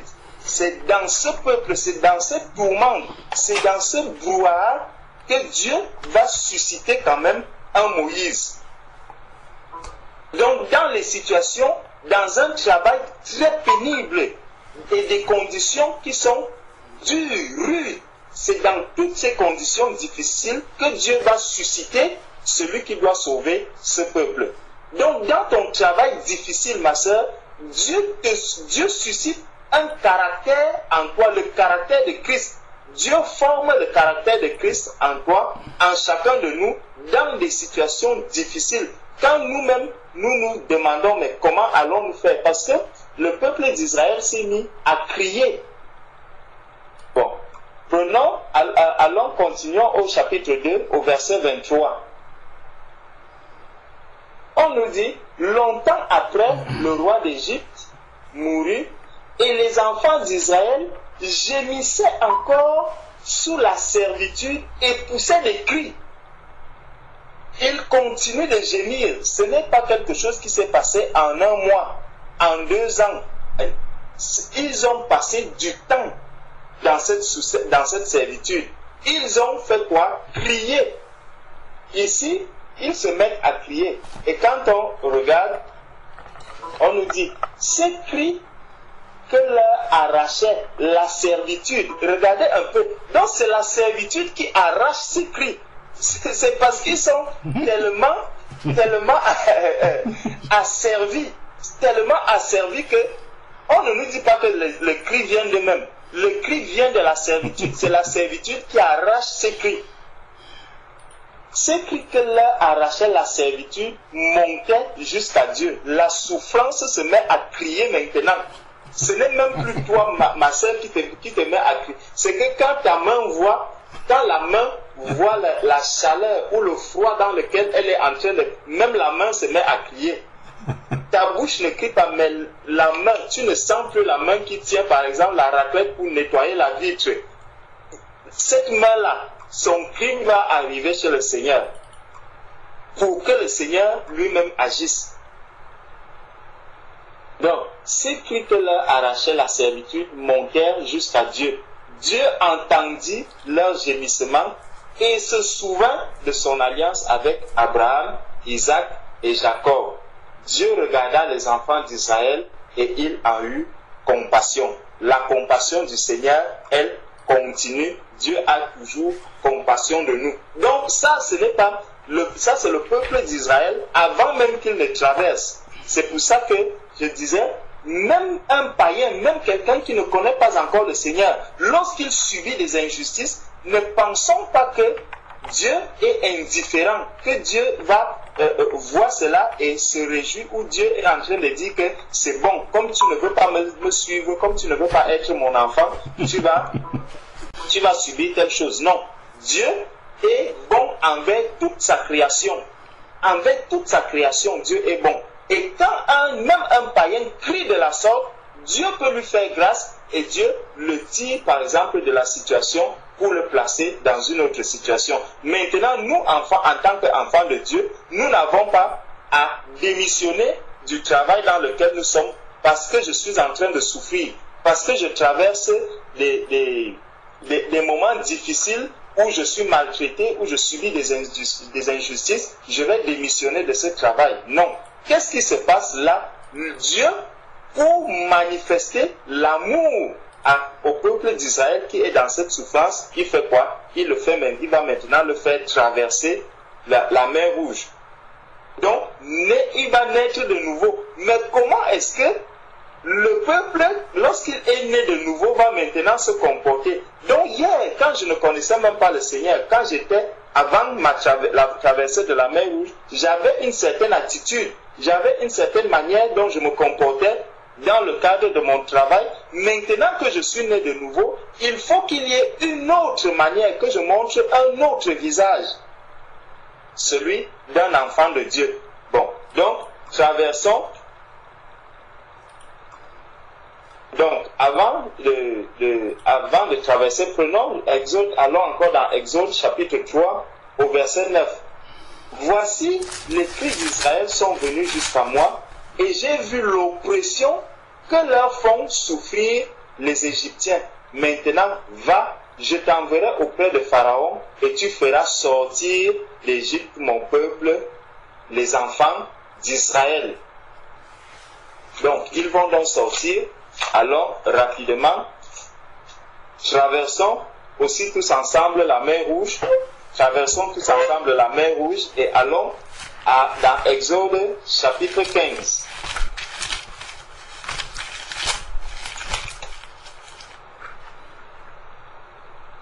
Dans Exode chapitre 15, le peuple se met dans la joie. Nous sommes nés de nouveau. Ma sœur Morane, le jour où tu es né de nouveau, c'était une grande joie. Nous étions tous dans la joie. Il y avait de la joie dans les cieux pour une seule âme qui s'était repentie. Il y avait de la joie dans le ciel. On va maintenant chanter le cantique du chapitre 15, le cantique de Moïse.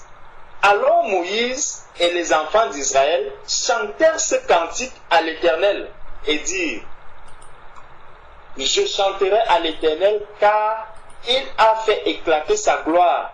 Il a précipité dans la mer le cheval et son cavalier. L'Éternel est ma force et le sujet de mes louanges. C'est lui qui m'a sauvé. Il est mon Dieu, je le célébrerai. Il est le Dieu de mon Père. Je l'exalterai. L'Éternel est un vaillant guerrier. L'Éternel est son nom. Il a lancé dans la mer les chars de Pharaon et son armée. Ces combattants d'élite ont été engloutis dans la mer Rouge. Les flots les ont couverts. Ils sont descendus au fond des eaux comme une pierre. Ta droite, ô Éternel, a signalé sa force. Ta droite, ô Éternel, a écrasé l'ennemi. Par la grandeur de ta majesté, tu renverses tes adversaires. Tu déchaînes ta colère. Elle les consume comme du chaume. Au souffle de tes narines, les eaux se sont amoncelées. Les courants se sont dressés comme une muraille. Les flots se sont durcis au milieu de la mer. L'ennemi disait: je poursuivrai, j'atteindrai, je partagerai le butin, ma vengeance sera assouvie, je tirerai l'épée, ma main les détruira. Faux, tu ne pourras pas le faire. Donc, voilà le peuple qui est dans une grande joie, La question donc c'est, lorsque tu as été dans cette joie, par la suite, il y a donc quelque chose, une autre attitude qui va se passer. C'est que Dieu, lorsqu'il a sorti le peuple d'Israël, c'était pour faire quoi? C'était pour aller l'adorer dans le désert. Aujourd'hui, nous adorons le Seigneur partout où nous sommes. Là où je suis en train de travailler, je suis en train d'adorer le Seigneur. Là où je suis en train dans ma maison, je dois toujours être dans l'adoration au Seigneur. Nous avons quitté le monde pour adorer le Seigneur. Tout ce que nous faisons, tant que nous sommes sur la terre, c'est dans l'adoration que nous devons le faire. Il ne faut pas oublier cela. Dieu a dit à Pharaon que le peuple sorte d'Israël, d'Égypte, pour aller l'adorer. C'est pour ça que pour l'Église doit adorer le Seigneur. Dès le jour où tu nais de nouveau, tu rentres dans l'adoration. Tu dois adorer le Seigneur dans tout ce que tu fais. Même quand tu fais un don, ça doit être dans l'adoration.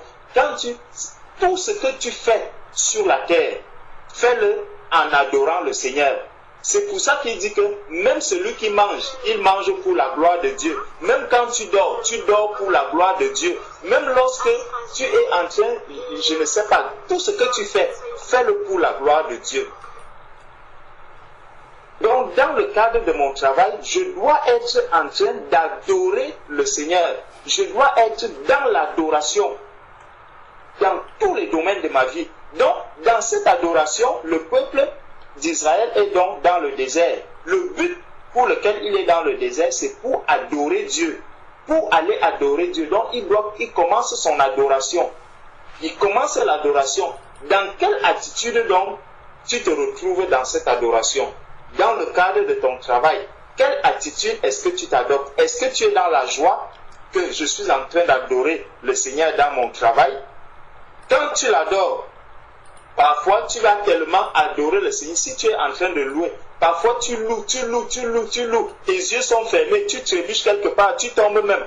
Dis-moi, quand tu es en train de louer le Seigneur et que tu as trébuché, tu es tombé, est-ce que tu vas immédiatement commencer à crier que, vraiment, comme c'est Satan qui est venu me faire ceci? Même ayant trébuché, tu vas continuer l'adoration parce que tu es dans la joie.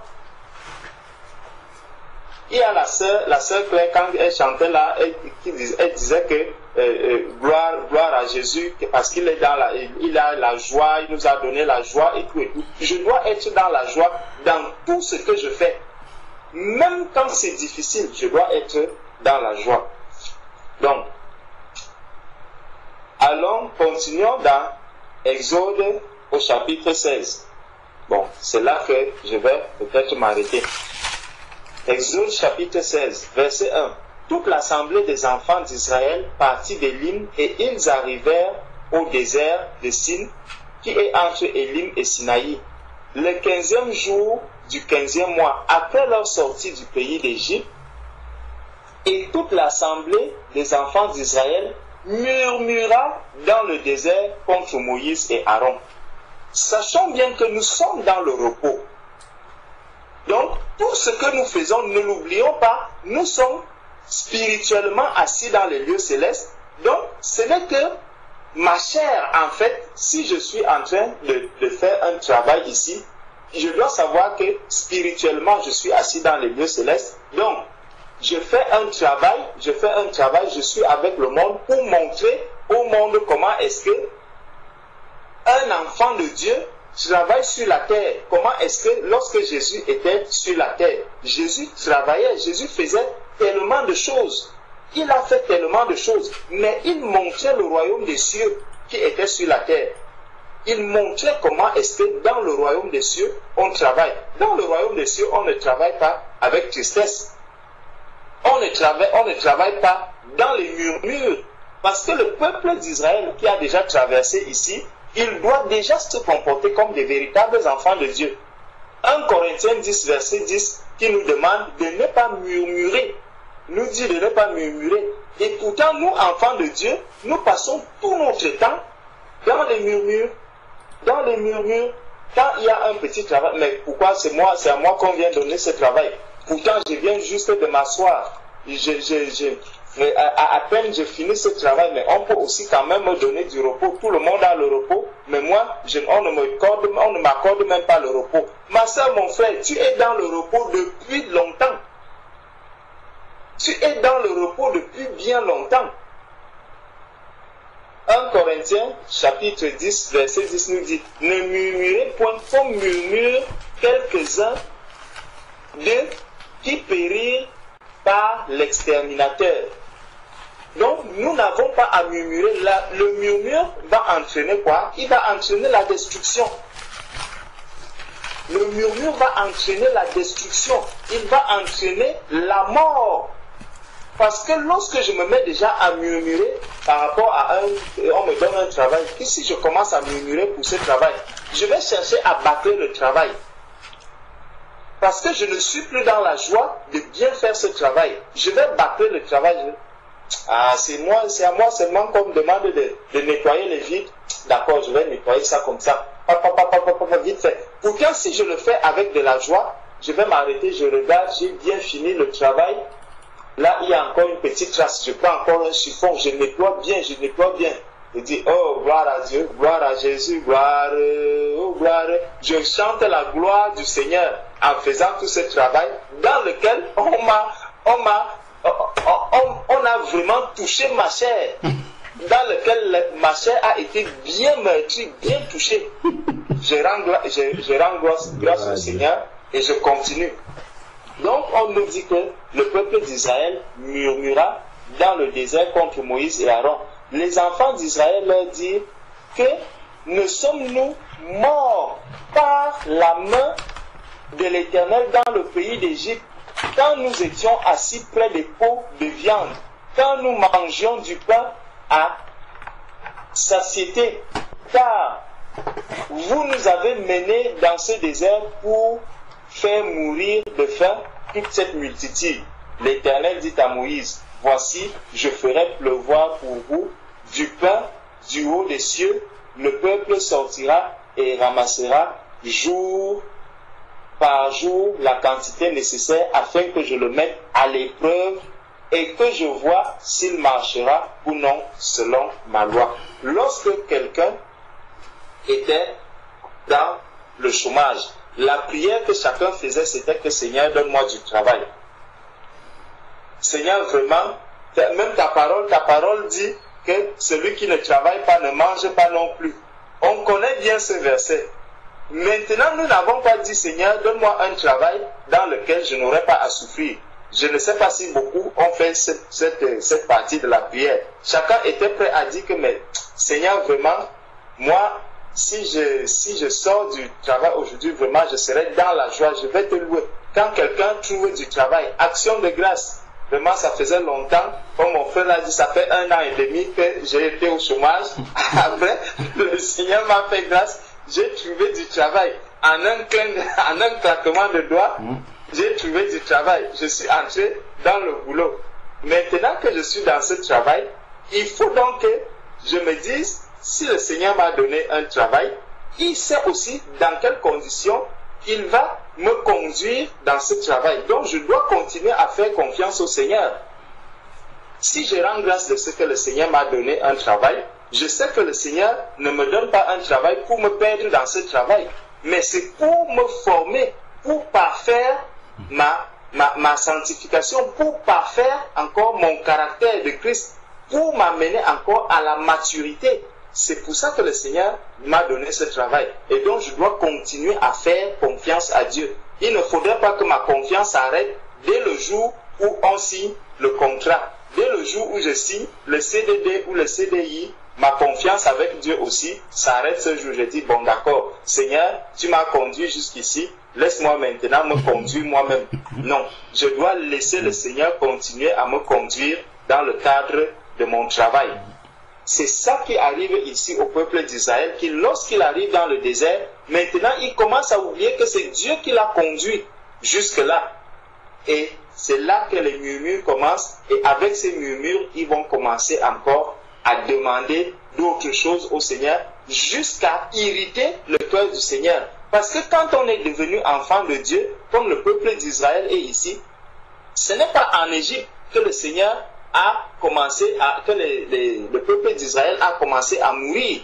Mais lorsqu'ils ont traversé la mer Rouge, là ils sont devenus vraiment, ils ont été mis à part. pour le Seigneur, et c'est en ce moment que lorsqu'ils vont demander des choses dans les murmures et qu'ils continueront à murmurer, c'est ça qui va agacer maintenant le Seigneur. Et on voit que lorsqu'ils ont demandé déjà la caille, ils ont demandé la caille au Seigneur, ils ont commencé à mourir. Dans les murmures, tu vas te mettre à demander des choses, tu vas commencer à dire, mais vraiment, un faux travail comme ça, mais pourquoi j'ai même commencé à faire ce travail, pourquoi ceci? Le Seigneur dit, bon, moi je t'ai donné un travail pour former ton caractère, maintenant tu trouves que c'est un faux travail, d'accord.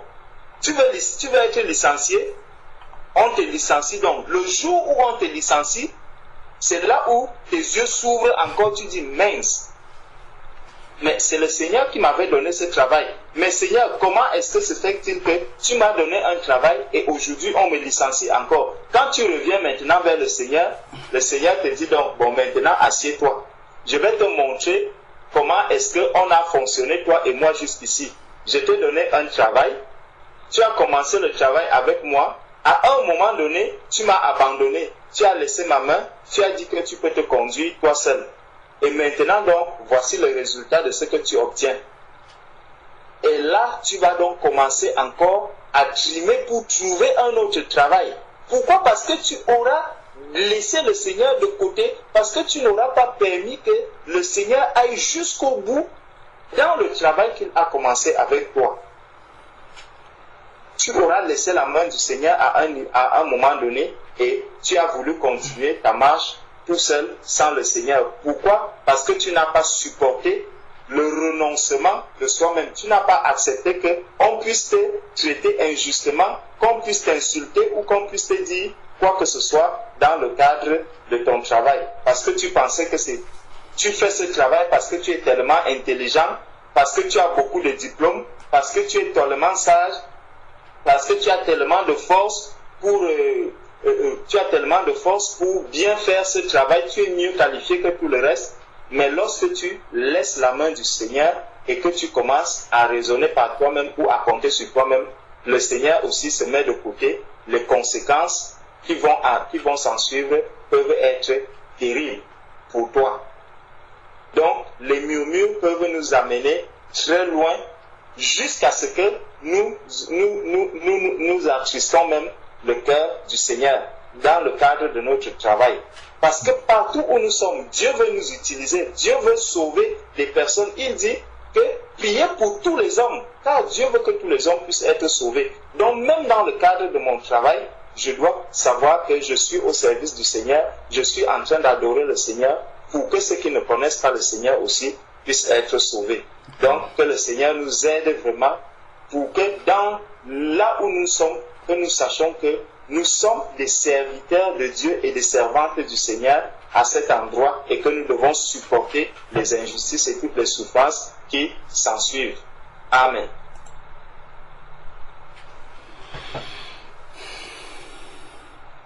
Amen. Amen.